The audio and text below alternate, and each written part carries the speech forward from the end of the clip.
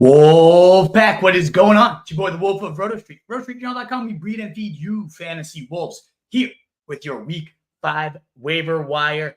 Very interesting waiver wire this week. As in the past few weeks, there is not that blow-it-all FAAB guy. We had Achan last week. We had Jerome Ford a week before that. Kyron and Puka the week before that. And you heard me at the top of them all. 30 to 100% of FAAB. Go out and get these guys. We don't have that quite this week, but there are some high upside prospects. I think we're getting pretty slept on this week that can be huge fantasy difference makers, both immediately and down the stretch. And with some bye weeks hitting, especially the Chargers, your Browns, some explosive offenses off of it. The Seahawks, after that huge Monday Night Football blow up, there are definitely going to be some spots you may need to fill, whether it's a streamer or you want an upside stash. I've got it all for you. So come on in, Wolfpack. Thank you so much for joining. I hope you enjoy. And if you do at any point, the thumbs up button means the world. Please consider hitting that. We already got 10 questions in the mailbag before we even get live. You'll love to see it, so keep filling that on up. I'll hit all those questions at the end of the show, but let's waste no more time. We'll dive into first check in those shallower 10-team. Maybe someone got dropped by mistake in those type of leagues. Romeo Doubs at the top of this list for me. He's gone over 18 fantasy points in 3 of his 4 games so far this season, 12 and 13 targets across his last 2 games. He is the engine right now to this game. I know that Christian Watson is going to be coming back for the Packers. He did return this last week on a limited snap count. That role will only continue to grow and likely eat into Dobbs' workload somewhat. But remember, all training camp beat writers saying Dobbs is the most consistent go-to guy right now. Sure, Christian Watson is thriving, especially on big plays, but Dobbs has been the engine. We're seeing that through these first 2, especially these last 2 weeks, but especially in, of course, the early part of the season. So check out for Romeo Doubs. Some people dropped him after that week 2 dud and didn't buy the 12-target game against New Orleans. Well, we saw a 13-target game follow that up again. So check out for him. And also look for your QB needy CJ Stroud. This is clearly the last call on him. He's had 3 straight top 12 quarterback weeks, and he's not even playing behind his starting offensive line. 4 out of 5 of them have gone for the majority of this season, and he is still carving up defenses through the air with 384, 280, and 306 passing yards across his last 3. Through his first 4 games, only Cam Newton threw more as a rookie through early first 4 games. In fact, he is right on his neck and will seem to overtake that rookie record as early as week 5 here. So CJ Stroud is cooking between Tank Dell, Nico Collins. He's got the weapons on the outside to continue to thrive. And as this line gets healthier, as this offense just continues to grow, it's exciting to have a piece of it, the main piece of it, CJ Stroud, the most impressive rookie passer in this class. I know Richardson, the fantasy juggernaut here with those leg points, but Stroud picking up his end of the bargain as a rookie monster early, probably the best guy you'd want in Dynasty given how steady he's looking.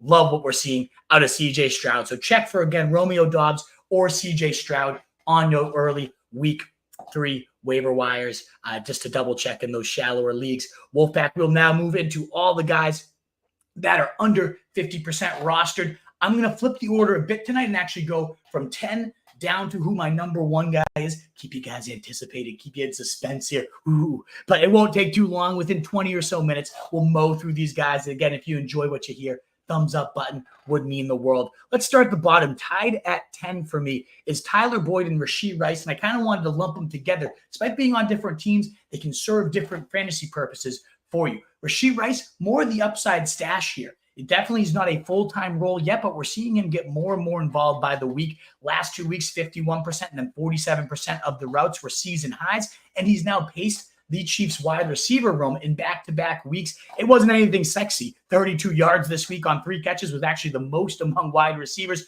It is the wide receiver rotation from hell right now, but Rice definitely looks like the most capable guy right from the jump, and we've seen this in Andy Reid's offense. He likes to slowly work his rookies in, but isn't afraid by midseason to turn the keys over and let them thrive. And Rashee Rice definitely looks like the most capable player at every single layer of the field. He's been great after the catch so far, and those drop issues that we were seeing in the preseason, not been a concern so far. He has significantly outproduced both Kadarius Toney, Sky Moore. Their roles are continuing to dwindle as Rashee Rice's continues to ascend. Just last week, 5 catches, 59 yards. Week 1, remember, he had that touchdown and has now scored more than Sky Moore in all but 1 game this year. And across Sky Moore's career, he has more fantasy points in every game but that one good game that Sky Moore caught that long touchdown in week 2. So Rashee Rice trending upwards, a guy at only 26% roster, 2 to 4% FAAB. Maybe you don't have to bid any on him, but definitely someone to be looking out for. And then Tyler Boyd,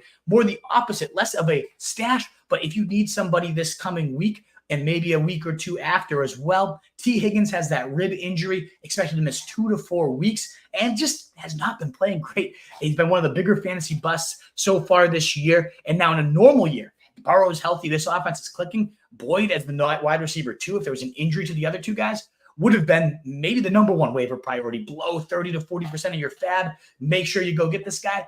But we obviously have seen this passing game is a disaster right now. Burrow does not look healthy. He is not pushing the ball downfield, but that actually might play into Tyler Boyd's strength. Historically, when T. Higgins has missed games, Boyd has gone from 14% targets per out run to over 20% targets per out run. So we should see that role increase. We saw it this week, 7 targets, only caught 4 of them for 26 yards. And that's against the Titans, a defense that they should have dominated. So that's why I'm not saying you need to go out and blow it all to get Tyler Boyd as you would have in years past. But just mentioning this should be an okay matchup against the Bills, not a great defense. And in general, the schedule gets very, very soft over the next 5 games, a top 3 schedule for wide receivers in fantasy schedule adjusted points. And the rest of the season, the Bengals have the best schedule in fantasy adjusted points for wide receivers moving forward. So Jamar Chase, obviously a great buy low with that in mind, but also Tyler Boyd, if this lingers for T. Higgins, could, as long as they get this right, but again, I'm not convinced they're going to get it right, and that's why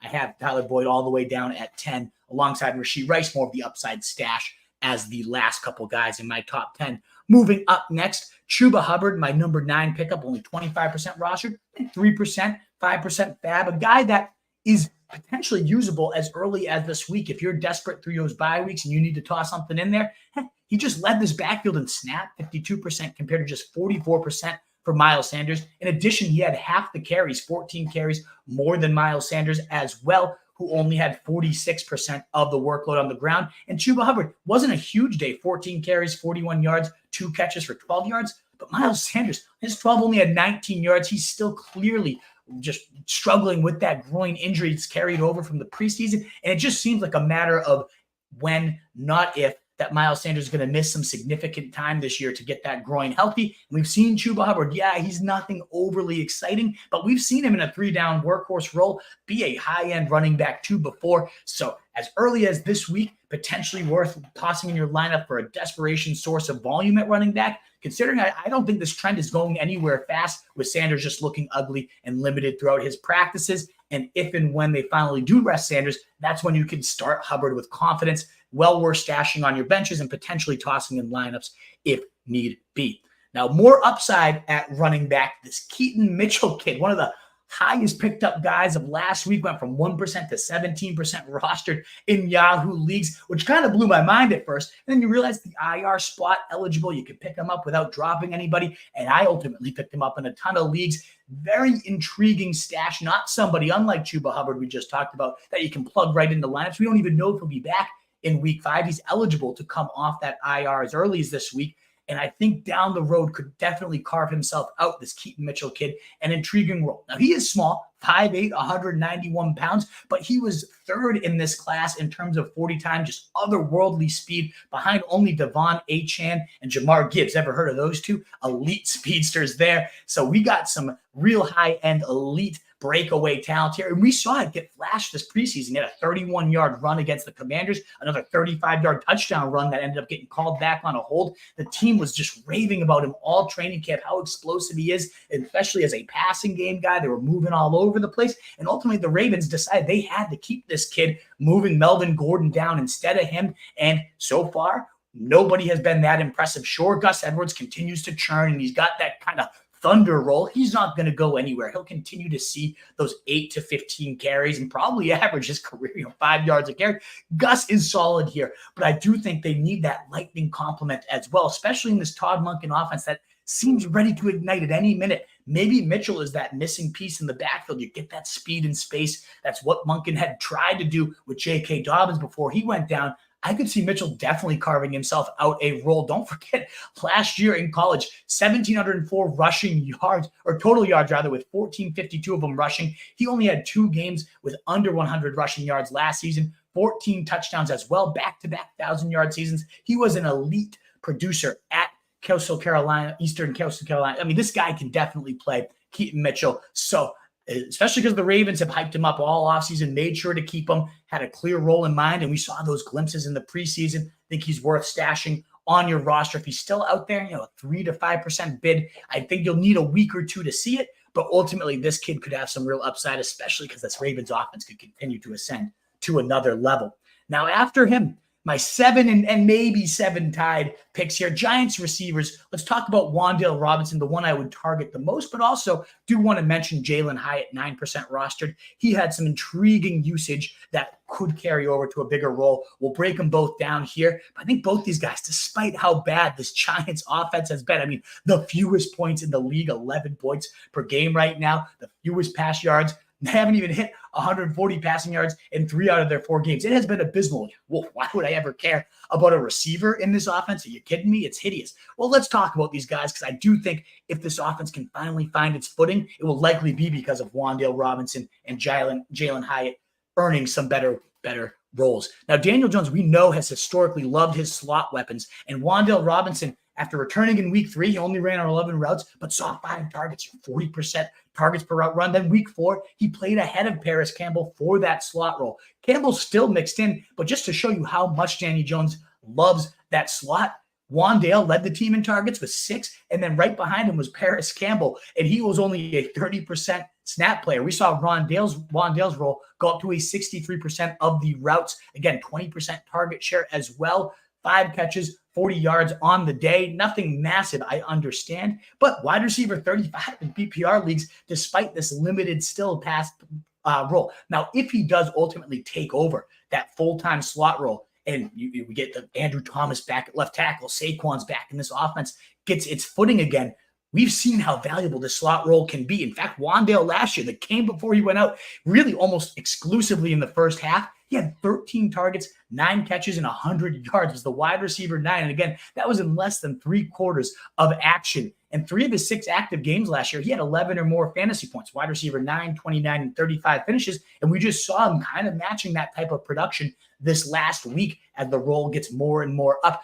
Now, when Wan'Dale went out, that's when Richie James became that full-time slot guy last week. And from week 11 to the end of the season, Richie James was the wide receiver 12 in fantasy football. It was insane. He went from 3 targets to 6, 3, then 9, 5, 13, and 7, and ultimately rounded that to, again, the wide receiver 12, a true wide receiver 1 finish for Richie James. And if Richie James can do that, you've got to imagine Wan'Dale Robinson, high-end second-round draft capital, the training camp stud of last year, MVP. I know we don't get fantasy points for training camp MVPs. I get it. But, man, Peter King, everybody that observed camp came away blown out of the world with Wan'Dale Robinson. And we've seen those glimpses. He truly could emerge, especially considering Paris Campbell has just absolutely blown. Slayton's done really little so far. These roles are up for grabs in this offense. They clearly need to find something to build around with Daniel Jones, who they're committed to for better or worse these next 4 years, that $160 million contract. They might as well. And we saw it this week, them start to turn over the keys to these younger guys, including, as mentioned, Jalen Hyatt, 9% roster. Now, his night was not quite as productive. 2 catches on his 2 targets, just 10 yards. So nothing you're going to write home about there. But the big thing was he played more routes and snaps than Hodgins, who was only at 41%. Campbell, as mentioned, only 39%. It seems like they are starting to clear the path away for Hyatt, who did see 59% of the routes this last week and all training camp. The biggest playmaker there is, deep bomb after deep bomb. And he does have that special type of breakaway speed. They traded up to get Jalen Hyatt, won that wide receiver, best receiver in college football at Tennessee. And the talk is, was he just a system scheme guy, or can he actually get it done at the NFL level? We will find out. And as I said, it is dangerous to invest overly in this offense, but there is the chance they get it together. And I think if they do, it'll be on the backs of Wan'Dale Robinson and also Jalen Hyatt. So those guys kind of tied in 7th here, and nobody's really going to be looking to them after these Giants struggles. So yeah, I say 3 to 5% bad. You probably won't need to bid a single dollar to go out and get them. So check out those guys. We'll continue on, Wolfpack, but again, about 25 of you here. If you hit that thumbs up button, it really does help us out so much. So please consider hitting that for us as we continue climbing up towards my number one pickup. Oh, we got some guys at the top here I'm very excited about. I know I said it wasn't the best week, but there's some names. Let's go on to some QB streamers to consider, though. At the top of that list would be Sam Howell, 18% rostered, in the perfect spot. If you need to fill in for Justin Herbert this week, maybe Deshaun Watson, whoever it might be, I think Sam Howell is the number one stream of the week. 3 out of his 4 weeks have been very solid. 38.5 fantasy points in his first 2 games, feasting on the Cardinals and the Broncos, looking really solid. And then we saw Sam Howell get absolutely trounced by the Bills. It was hideous. Came back down to 4 interceptions, 1 in every single quarter of the game. It was horrible. But a really nice bounce back against a strong Eagles defense. He goes punch for punch with them, leading the team to 31 points overtime and barely eked out he almost eked out the win there. They did ultimately lose, but it was great to see that, yeah, they can actually hang with some of the elite teams in the NFL. And a lot of his production was solid on the ground. 6 carries for 40 yards. We know how that can add up. He was one of the only 1,000-yard rushers at quarterback across the last decade in college. So we know that's in his arsenal. And just going 290 yards and a touchdown against the Eagles ultimately racked up 19.6 fantasy points. That all looks great. Eric Bieniemy's offense, they're letting him sling it. Through 4 weeks, they have the top 5 pass rate over expectation right now. So they're letting the kid play. They're letting him ease in. And we started to see Terry McLaurin, 10 targets, Jahan Dotson, 9, them getting a little more active. The playmakers making more plays. That's what you want to see out there. So with the wide receivers waking up, all that seems to be trending right. Oh, and we forgot to mention the Chicago Bears are the matchup on Thursday Night Football to this week, baby. 2nd most quarterback points allowed on the season. You don't need me to tell you how bad this defense is, how many big plays they are surrendering. But Sam Howell in this offense should be able to fly all over the field. And I bet 20 to 25 fantasy points for Howell this week. Now, if you miss out on him, honestly, Josh Dobbs is not a bad backup plan. 25, 17, and 23 fantasy points in his last 3 games, a top 10 quarterback in that span. And that included matchups against San Fran and Dallas, defenses that we are benching everyone against. Dobbs looked damn good against all of them. And a lot of his fantasy production is coming with his legs, just like Howell. This is another point for Dobbs. 3, then 6, then 12 rushing attempts across his last 3 games. 48 rushing yards per game on the ground. That's over a passing touchdown right now. And he should have had 3 touchdowns through the air this last week. Looks very comfortable. The offense looks far more confident under Drew Metzing, the intriguing offensive play caller here. It makes you wonder what Kyler Murray might be able to do in this offense. But the Cardinals team is scrappy. They got an intriguing weapon there in Michael Wilson. We cannot wait to talk about him momentarily. Marquise Brown is cooking right now. So Josh Dobbs, if you miss out on Howell, my number 1 streamer of the week, Dobbs, as crazy as it is, only 5% rostered, though. A guy you could probably get for free and plug into your lineups if you need that quarterback play. Obligatory, Tajay Spears, 24% rostered, another 6%, 10% of your FAAB. He's still out there. The needle not seeming to move on him, so maybe you don't even have to bid anything on him. Nothing real new to report. Still another over half the snaps day, 53% snap share. Now, we did see 60% of the snaps go to Derrick Henry, but 2 out of 4 weeks, Spears has led this team in snaps, and it's pretty predictable when it's going to happen. When they're underdogs, when they're trailing, Spears becomes the lead back. 5 carries, 40 yards, 3 catches, 18 yards, 4 targets, a 17% share. That's not horrible. It's nice usage. The most any backup has really ever been involved behind Derrick Henry. Great to see the king doing king things this last week. Had an amazing day on the ground. Clearly, that cliff, the 1,800 carry cliff, the near 30 cliff, it could be there. He has over those metrics, but as I always said, if anyone's going to buck that trend, I think Derrick Henry is the one to bank on. But if anything happens to him, if he does succumb to those 2 cliffs, you couldn't ask for a higher upside handcuff than Tajay Spears. They have a very soft schedule coming up, but then especially the fantasy playoffs, the number 1 schedule for running backs there. So we've got a great handcuff with benefits. I'll continue to say it every single week. He'll always be in my top 10 pickups until he's over 50% roster. And I don't imagine that'll happen until an injury happens to Derrick Henry, but get ahead because everyone would blow the FAAB. He'd be one of those rare guys at this point. There's not many of them left there on the waiver wire, but if the lead guy went down, Spears is one of those guys that you'd have to empty the bankroll. So why not stash him now? Get ahead of your opponents. I know bye week crunches are tricky, but he does have that standalone value too, with again over 50% of snaps in 3 of the 4 games so far in that clear receiving role going on right now. Spears is a guy to look for. Now, among the more intriguing names of the week 5 waiver wire, our 2 Broncos. We've talked about Marvin Mims a lot. We'll touch on a few intriguing trends from this week with him. But first, let's start with the guy that everybody's asking about, everybody's talking about. That's Jaleel McLaughlin. And I'm going to be, a lot of people, fool's gold, don't go all in on him. And I'm not saying go all in terms of blowing all the FAAB, but 20%, maybe even 25%. If you're running back needy, I think is fair for him. Let's break down why I'm very, very intrigued by Jaleel McLaughlin. Well, first, 10 touches, 104 yards, and a score. Very impressive, very efficient. 72 on the ground, 32 through the air, and that receiving touchdown. He's got touchdowns now in 2 of his 4 weeks. And that's just carrying over from what we saw this preseason. He had a touchdown in every single game, 4 total scores on the preseason. In fact, among 64 running backs who had at least 15 carries, McLaughlin was number 1 in Pro Football Focus's rushing grade. The kid tore it up. Undrafted free agent, smaller size, led to him not being a clear-cut top prospect, despite the fact that he had 8,166 yards on 1,250 carries and a whopping 79 touchdowns, the all-time leading rusher in NCAA history, despite, again, 5'8", 187, not the most athletic profile, but a guy that dominated 41.8% of his team's yards and touchdowns through college, 93rd percentile in that dominator metric.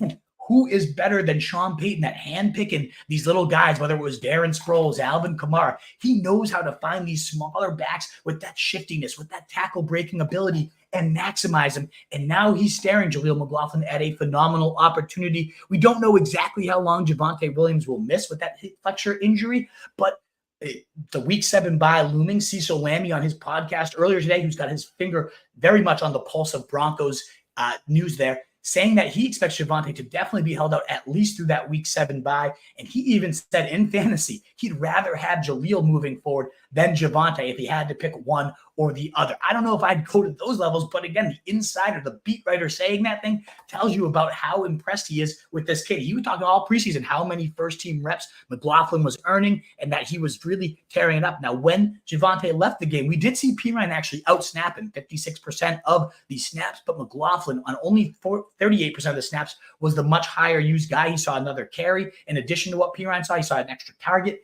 compared to what Pirine saw, and he ultimately put up those 17 fantasy points on the day, the one that you definitely wanted from a production standpoint. And the snap thing makes sense. They're still getting McLaughlin's legs under him in pass protection, whereas Pirine, go to his Bengals take one of the best pass protectors in the league. It makes sense that Pirine will probably see more snaps moving forward and a good goal line guy himself, but we see McLaughlin getting those inside the 10 touches and making the most with it. So given that the beat writers want this guy over Javonte right now, and Javonte just hasn't really looked like himself, he was not the one that has handpicked by Sean Payton, and nobody maximizes a talent like this more than Sean Payton does.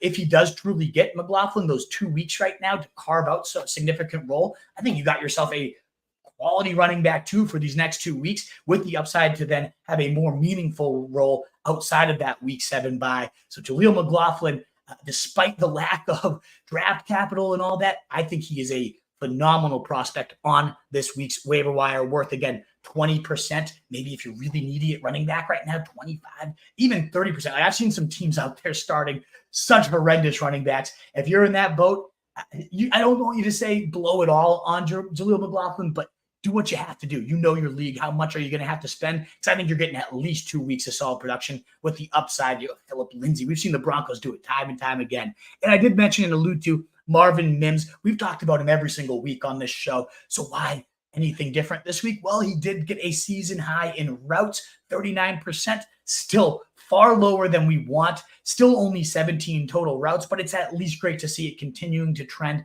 in that upward direction. As usual, went in there. Marvin Mims made big plays, 48 yards, did not score a touchdown this week, but he still now has 8 of the 10 longest yardage plays, despite only being about a 25% time player for the Broncos right now. And you got to think, yes, I get it. You can't probably trust him yet until we see at least 50% of the routes. I understand that. But Cecil Lammey, I keep bringing him back up. Great podcast that you always recommend. Sigmund Bloom, him, phenomenal fantasy show. He said it's a near lock that at least one of Judy or Cortland Sutton get moved ahead of this trade deadline. So that might be all Marvin Mims needs to see that path for a full-time role. And as of right now, continuing to lead the NFL in yards per route run, fantasy points per route run. It seems like all he will need is an opportunity, and it could be coming as soon as this week. And at least even if those guys are still around, Sutton, Judy, even without a trade, it is trending in the right direction for him. So definitely continue to stash Marvin Mims if you have him. And if he got cut from a frustrated owner, those signs are so encouraging. You have to hold him. You have to scoop him if he is sitting out there for you. All righty, Wolfpack. We have now made it to my top 2 waiver wire pickups. Again, one last plea for those thumbs up. It really does help us. It continues to get us to grow and out to more people. If you're on Twitter, I know we've been getting a bunch of views on Twitter these days on these streams. Awesome. Love it. But if you want to get your questions on in, you got to come over to YouTube. Those ones on the Twitter broadcast do not show up. So please do. I want to make sure I answer any questions you guys have. That's what we love to do here. It's why we encourage you to subscribe and hit us for our 4 live shows a week. We're helping you get those answers.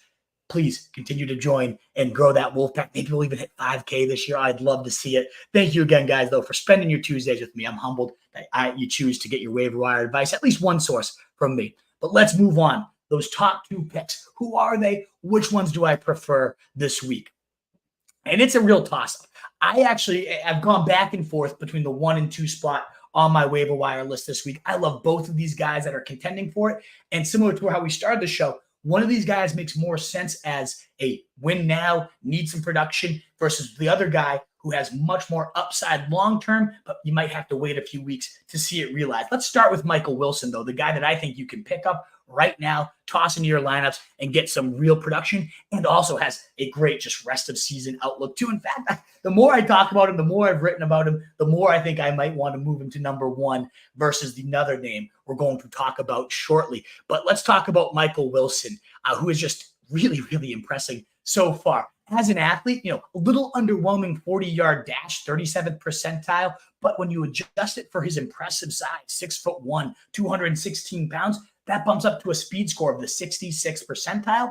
Not too shabby there. But moreover, what is impressive from his athletic profile, 70th plus percentile in burst, 76th, agility, 79th, and catch radius, 73rd. And all those traits have been showing up since the preseason, but especially in this most recent week. He moves so much more nimbly than a guy that his size, his thickness ever should, making tough grabs more often than not in the red zone. Really, really impressive stuff. And I know he didn't have a great college production profile there at Stanford, given his injury history. It kind of derailed any consistency for the kid. But when he was in there, he popped enough, this Michael Wilson kid, to be a viable 3rd-round pick. And ever since arriving to the Cardinals, it's been hype train after hype train all preseason. Steady chain mover, highlight play of the day, again, Michael Wilson, and playing a role that really no one else on the team could fill. No receiver that's relevant on the Cardinals other than Michael Wilson is above 5'10" or 180 pounds. Enter 6'2" and 215 pounds and a muscly beast that has agility. I mean, he is showing all of it too. And right into week 1, 91% of the snaps. Awesome to see. An absurd ADOT of 16 on the year, average depth of target, including 2 games of over 22 yards, highlighting the upside nature that this guy isn't just a big body, massive slot guy. There's a vertical skill set to this game, a jump ball ability to this game, and that gives Michael Wilson the chance to make splash plays for this Cardinal team. But then we did see in week 4, probably the most encouraging. Sure, the average depth of target came down, still a respectable 9.57, but he became the go-to guy over the middle of the field, and especially in the red zone. Hauls in all 7 of his targets, goes for 76 yards and 2 touchdowns, 27 fantasy points on the day, a top 10 wide receiver on the week, all against a stout 49ers defense too. One of those touchdowns, I mean, a highlight, one of the toughest catches you could make. 2 defenders around him, a beautiful throw from Josh Dobbs. He's zipping to the ground. He gets level, but he holds on to it. Boom, you love to see it. Now, Michael Wilson, 55 yards and a touchdown in 3 straight games, 237 yards and 2 touchdowns on the year, 9 fantasy points, 11 fantasy points, and then bam, those 27 points we just mentioned, clearly trending in the right way. 17% target share, the second highest among receivers. We do have Marquise Brown at 27% and Zach Ertz at 25%, among the highest at tight end position here. But Michael Wilson is the most efficient of these guys with 2.5 yards per route run right now, one of the bigger indicators of breakout success. We're seeing skills that could make him a safety blanket. We're seeing skills that can make him a big play, deep threat. he can do it all. So I really, really like this Michael Wilson kid. If you need immediate production, he's got that chemistry with Dobbs. Theoretically, he should be only better if and when Kyler Murray returns, but we don't know when that will be. And just again, Dobbs being so impressive really just rises all the ships here. And you got the upside. What if they do trade away Marquise Brown or Zach Ertz, probably the more likely guy they'd move, given that they're kind of subtly tanking here? Do they really need a 35-year-old tight end absorbing 25% target shares? They get out of here, even more upside for Michael Wilson to potentially be that number one guy. We're seeing he has the skills to do it. So we've got short-term upside. We've got long-term upside. Honestly, the more I've talked about Michael Wilson, I know I have the 2 next to his name. He might be my number one pickup of the week. Well worth 20, 25% of your FAAB and maybe even higher again. You know your needs. If you need somebody this week, you have to go to 30%. I do think Michael Wilson and worth maybe a top 5-ish or so claim. Let me know. Can I drop this guy or that guy for Michael Wilson? Only 1% rostered, though, likely out there in your leagues. But the guy vying with Michael Wilson for my number one spot this week is Jameson Williams. And anybody that's seen this guy play could clearly know why the upside, the ceiling is truly limitless with him. Even though we haven't seen much positive yet, I still think there's a chance that this guy could be a better Gabe Davis in an offense that's not too far off from the Bills. The suspension, Jameson Williams, has been now reduced. He's eligible to return as early as this week from that gambling with the NFL changing their policy. You'll love to see it. He'll be immediately joining a Lions team that is humming. 8th in points per game, 26.5. 8th in passing yards per game, 250 per game. Goff is playing truly at like a top 7 level right now in the NFL. And Josh Reynolds in that kind of deep field stretching role, he's been very impressive. 6 targets, 60 yards in 3 of his 4 games.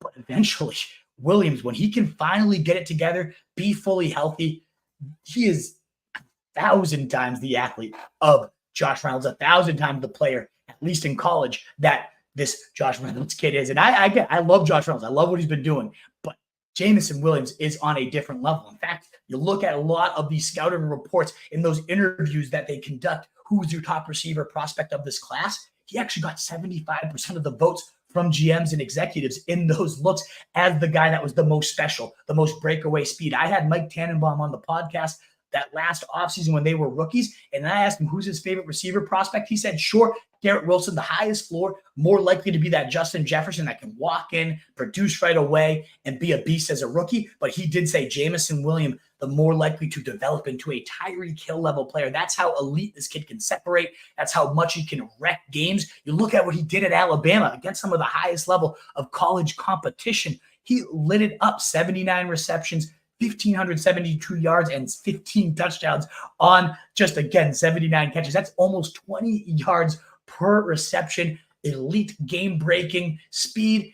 Oh, the kid drips and all that. And remember, all preseason, before the suspension, he was one of the biggest hype darlings, unguardable in camp. Dan Campbell saying miles ahead of where he was, such a more expanded route tree, not just a one-trick pony after he worked with Calvin Johnson. Who better to mentor a young receiver than him? Everything was trending the right way, and then we got derailed. And I think between the injuries and between the lack of usage last year, it all became negative. All the energy, all the vibes around Jameson Williams. And maybe that is what it's going to be. Maybe he isn't going to ever come to fruition, but this is the type of upside that you want to bet on when he's out there in 30% of leagues right now. That's the type of stuff that, yeah, sure, it might take a week, might take 3, but eventually could become a monster. Yeah, I get it. Never above 25% of the snaps so far. Only 78 total snaps at the NFL level. Just 1 catch so far. I get we haven't seen anything to really justify all the hype that this kid could potentially warrant. But his 1 catch was a 41-yard touchdown. We could toss that out there, and ultimately just has that chance if the route tree is truly expanded, if Calvin Johnson truly did work with him and expand his game, if he can become that guy he was at Alabama at the NFL level. He has all the tools, all the traits to do that in an offense that plays in a dome, on the turf, where he can light it up, a schedule that is set up for shootouts down the stretch run here. So it might take a couple weeks. The upside is massive. So between Jameson Williams, Michael Wilson, my top 2 claims, really the only 2 I think warrant more than 25% of your FAAB. Jaleel McLaughlin close at number 3, but ultimately those 2 receivers have to be at the top of your priority list. I would, if you have the chance to just kind of stash someone on the bench, I do think Williams does have that longer tail upside to become a bona fide, wide receiver 2 with wide receiver 1 spike week upside, whereas Michael Wilson in a Cardinals offense that, as impressive as they've been, the Lions is clearly at a different level, and Williams brings a skill set that no one on that team, as good as Reynolds has been, he doesn't even pale in comparison. He pales in comparison completely to Jameson Williams. So it really depends. If you need that upside now, you need to put someone in. Yeah, I guess Michael Wilson, the guy to go and blow the money on. But if you can be patient, I do think Jameson Williams might be the better bench stash here. So it really depends on those team needs. Again, I talked about Wilson, though. I mean, I really do think he has that long-term upside, just a little bit lower than Jameson Williams, given that college production and profile that Williams comes with. All righty, Wolfpack. That wraps up my top 10 waiver wire pickups. You know how we do it on the show. We'll wrap up right now with a few defensive streamers. So let me pull up my notes here, and we'll talk about the top 5 defensive streamers. Actually, top 3 of week 5 is what I'm getting at. Defensive streamers for this week. At the top of that list, at only 12% rostered, is Detroit Lions. We just raved about Jameson Williams, but that defense really deserves a ton of credit for your first place. Yes, first place in the NFL NFC Lions right now. Is it apocalypse? I don't know, but it is incredible. And a lot of the reason they're up there is such a big turnaround from this defense. 10th right now in terms of fantasy points among defenses, and especially impressive across their last 2 games, double digits in back-to-back games, averaging 13 fantasy points per game, fresh off a 2-interception, 5-sack night against a solid Packers offense that has been pretty limiting to fantasy defenses so far this year.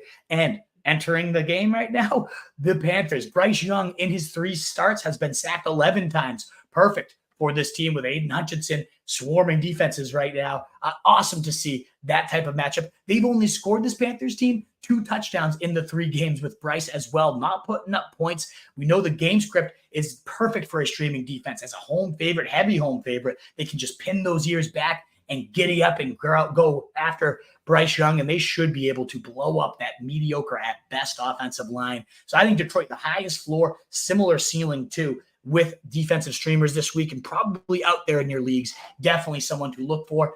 Not them, though. I love the Commanders. Maybe even a higher ceiling, but definitely a lower floor, considering the defense as a whole just is not that good. In fact, 29th in scoring defense right now, allowing over 30 points per game. Now, granted, they did face the Eagles and the Bills, so that's part of it. They faced 2 really good offenses. They will not be facing a great one here in the Bears. Well, maybe last week, 28 points, over 300 yards through the air, and even still, they yielded over 13 points to the Denver defense, considering 4 sacks, 2 turnovers, a pick 6. They've given up a defensive touchdown, the Bears, in 3 out of 4 games. And this defensive line is monstrous. If there's a strength to this Commanders team, it is certainly up front. They should blow up this abysmal Broncos line that's surrendering among the top 5 sacks in the NFL right now. Chicago averaging 14 points, 2 defenses so far in the league. That is second most. The Bears have allowed the 17 sacks, third most in the league, playing right into the strengths of that Commanders defense. And it's that ugly Thursday night football spot. So it gives you a really good potential option there.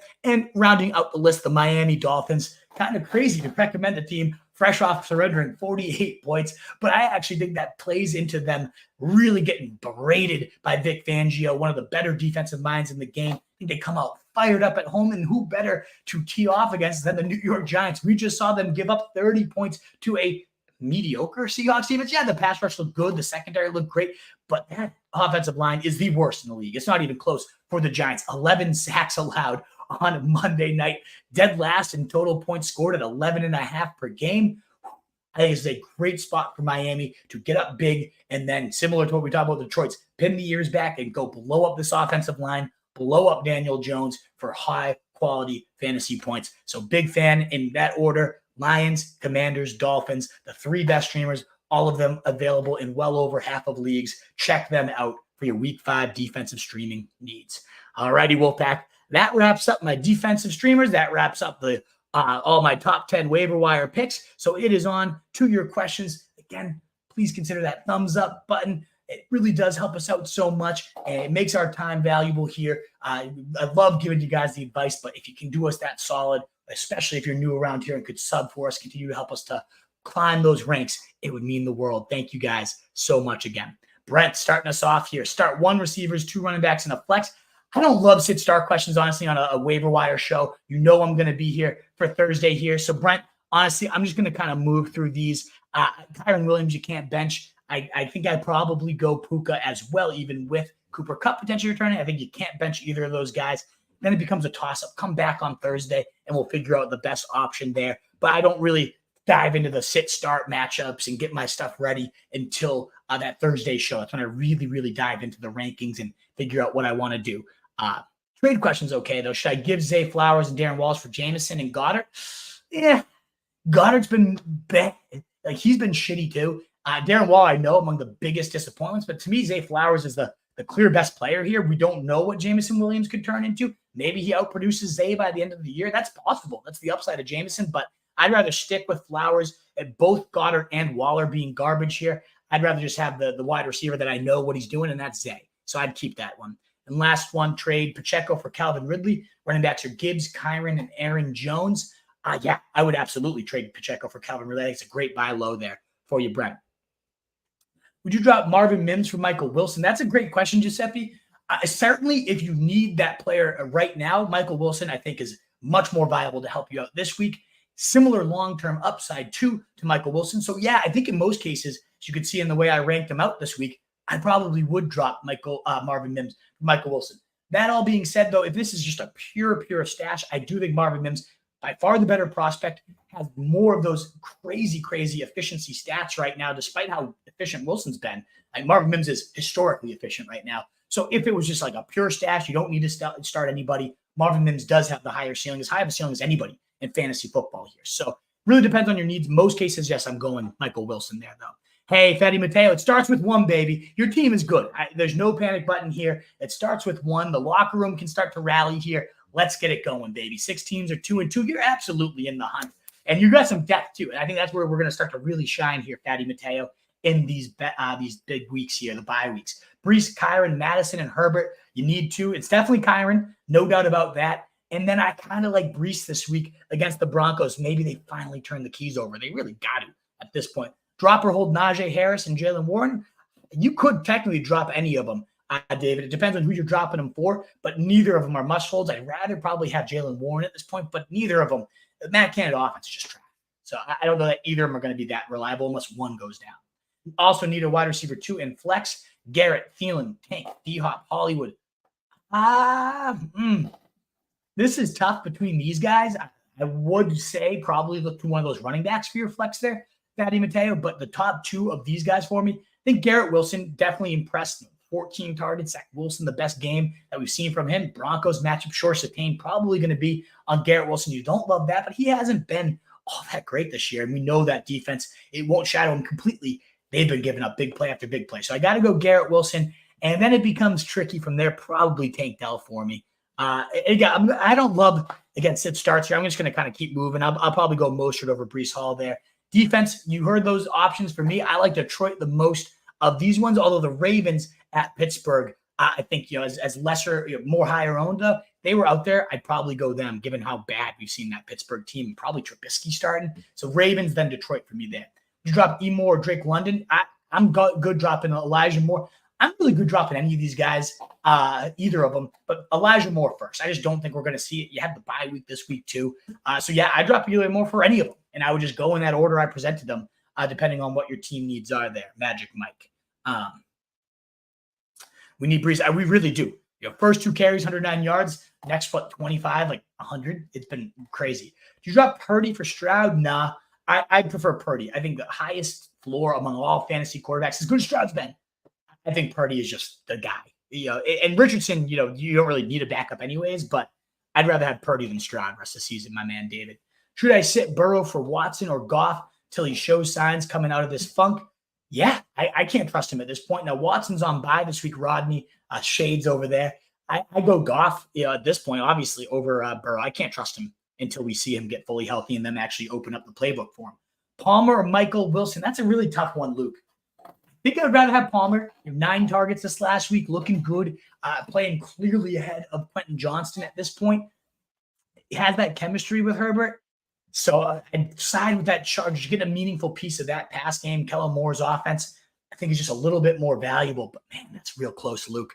I really do love Michael Wilson. Would you trade A.J. Brown and Rashee Rice for Herbert, Taylor, and Johnston? No. I would rather have A.J. Brown. He's the best player there, unless you desperately need the running back help there for Zach there. Kyle Tunenberg sent me a video of Keaton Mitchell. Yeah, he's definitely impressive. That's Tunes has been on that one for sure. He had some runs. We were like, this kid pops. He really did. I was against preseason, probably third stringers, so I'm not going to overreact either, but definitely well worth that stash, Daniel Highland, while he's in the IR. Let's see what he does. JT activated, drop somebody. Akers, Rashee Rice, or Hunter Henry. You have Andrews. I guess you just don't need Hunter Henry as good as he's been, Tunes. You're never going to use him. So, yeah, get rid of him. Rice, you could drop Rashee Rice, too. I mean, as much as I am intrigued by him, I could see him maybe entering your lineup at some point. Let's plant trees. Let's plant some trees, baby. Yeah, he says to drop Rice. I can see that. Would you drop Tank Dell for Michael Wilson and start him this week? No, I would definitely not drop Tank Dell for Michael Wilson. Still in love with him. That being said, you could start Michael Wilson this week, but I would not drop Tank Dell for him. I'm not bailing on that train after one meh game. Cup comes back. Who would you drop? Tutu, Judy, or Thielen? I don't want to drop Judy just because if he gets traded to the Chiefs or a high-powered attack here. I'd probably drop two of these guys. I think his role is the most at risk to go significantly down. Him or Thielen, though, Bryce Young is just so abysmal. But at least Thielen's his main guy. So, yeah, I'd probably say Tutu's the guy I drop. I think Danny Penny's Matt B is time. There's no more dimes here. You're right. Screw him. What order would you drop these players? Not Cup. So, Najee, London, Akers, Tajay. I probably, man, if you don't need to use Najee or London, I'd drop either one of them because Akers and Tajay both have really, really big upside. Whereas we know Najee and London, there's not much there. So I'd drop whichever one you don't need to use the most there. Would you drop Atwell and Dotson for Wilson and Williams? Dotson's coming at that 9-target day, that touchdown day. We finally see him trending the right way. So I don't think I'm going to get rid of him yet, Campanelli. It seems like it might be coming together for him in this offense as a whole. I hold Dotson, but I would drop Atwell. You heard my case on both those guys, so you can make the ultimate call there, which one you want to drop them for, what your team needs more. But, yeah, I would drop Atwell for either of them. And I have Atwell, and I'm on the fence right now of dropping him, but I don't think I have to. I have some other guys I can chop before him. Combination players. Omar, you texted me this one, and I told you I don't think I would trade anything. CMC, he's that elite stud. I know you have holes, so maybe, but you need like an elite running back 1 and wide receiver 1 if you're going to even consider. 50 points a game. You can find these guys on the waiver wires. I know if you've missed on Puka and Kyron and some of these A-plus guys, you might not get those dominant starters on the waiver wire, but we've seen a Chan. People are going to pop up. I keep my stud that's getting me the same production as a wide receiver 1 and running back 1 rather than I try to fill in the holes any other way. I'm not trading CMC. Yeah, you could XY Zipper. London just the one thing with London that I'll toss out here is Taylor Heineke. As early as this week, they have to turn the keys over, right? So I kind of want to hold London to see what he does with a new quarterback, and is it truly Ritter? Because we've seen McLaurin, we've seen receivers produce with Taylor Heineke. He had at least move the ball down the field. So I don't want to drop London quite yet, XYZ. So maybe there's another offer or someone else. I think Sean Tucker's a drop, Dan. Keyshawn Vaughn played ahead of him this last week. Emily asking, Jahan Dotson versus the Bears. Great defense. If you're ever going to use him, I mean, this is the time, right, Emily? Coming off Emil, coming off that game with the touchdown, 9 targets. You love to see it and getting a great spot here. So, yeah, I think he's definitely playable. Indy D or Texans D, just happy. Pick up the Detroit Lions. If you had to go one of these guys, I guess Texans, they've been better overall.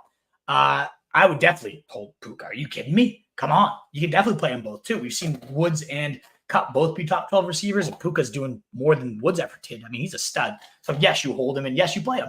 No doubt about it, Gerard. Absolutely. Got a trade offer. Chase and Javonte for Olave and Swift. I'd rather have I just don't buy Javonte this year. I don't know that he's going to do anything. So I think I'd rather have the Olave and Swift side, despite Chase being so tempting, the easiest schedule for receivers moving forward. Am I buying this Bengals offense really, truly rebounding? I don't know. You could if you're feeling it, but I'd rather have Olave and Swift here. Should I trade forward for Laporta, especially if you need a tight end? Yeah, I think you can get that. Depends on your running back depth, Juan. But yeah, that's a fair, similar rest of season value. So it depends on your team needs. But yeah, it's tricky, David. I mean, if you needed Jaleel to start today, yes. But the rest of the running backs on this list don't intrigue me at all. I think Akers, if you're just stashing right now, has more upside than anybody on this list. So it really depends on what your team needs. But if Madison sucked so bad in the beginning of the year, looked good, okay, this last week, did dominate the workload. But Akers, you saw it, 8 yards a pop. Looked like he had a little more juice. We've seen long extended stretches of Akers be really, really good too. At some point, I feel like he's going to be making starts. And when he does, he's in a Minnesota offense that is just a factory for points there. So I don't want to drop Akers, no. All righty, Wolfpack. That wraps it up. Thank you again so much for spending your Tuesday nights with me, trusting me for those waiver wire picks. I will say we've been on fire. I hate to kind of toot my own horn, but hey, we've been on fire with the waiver wire show so far this year. Let's hope it continues here with the Week 5 one. On your way out, please do hit that thumbs up button. Subscribe if you're new around here. We'd love to have you be a long-termer member of this Wolfpack to continue to find us. All the content is at rotostreetjournal.com, churning out articles on all these guys we talked about, waiver wire as a whole, tons of FAAB strategy, all that good stuff. Check it out. And, of course, you can find my content over there at RotoStreetWolf on Twitter as well. A world full of fancy sheep, guys. Be that wolf. Thanks again, and we'll see you on Thursday.